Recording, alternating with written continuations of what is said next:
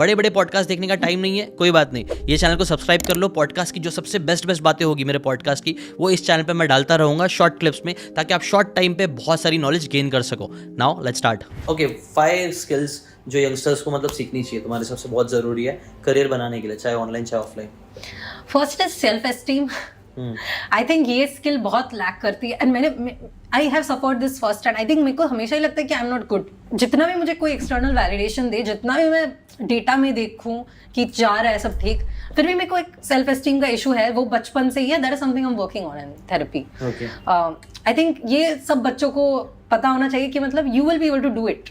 You don't doubt yourself. I think you have so much potential within you if only you put your mind to it. And I have seen that happen. Every time I've put my mind to doing something, मेरे को वो मिला है. Doesn't matter कि कितना बड़ा वो गोल था compared to where I started at. ठीक है. So self esteem रखो.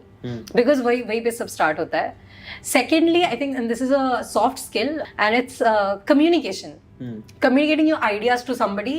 Communicating why you want something and don't want another thing to somebody. Communicating why your ideas are better than someone else's. ये not only आपको personal life में help करता है, but even professional life में बहुत help करता है. Third skill is copywriting if you are going to be a freelancer, because even if you're not in marketing or anything, you still have to deal with clients, deal with people and make sales to them. तो copywriting और sales का skill is very very important. I think these are my top 3 skills, and I think like 2 more skills that is really important for somebody is time management. आप अंकुर वारिकू का course ले सकते हैं अगर चाहे तो. Okay. और because you know, especially as a freelancer, there's so many things you need to do, and you know, a lot of people think that we work a lot and we are workaholics. हमको देख के, now to some extent that is not totally untrue, because जब आप एक business build कर रहे हो, आप 3 लोगों का जॉब कर रहे हो. आप अपना यूजुअल जॉब तो कर ही रहे हो. दूसरा, आपको जिस लेवल पे जाना है उसके लिए एक अलग काम करना पड़ता है. You are doing that work also. Right. 2 jobs already. And if you're expanding now, you've hired someone, now you are teaching the previous job to that person also. So now you're technically divided in 3. So time management skill अगर आपका बुरा है तो आप कुछ नहीं कर पाओगे. So time management is definitely very important. And the 5th skill would probably be taking care of your mental health.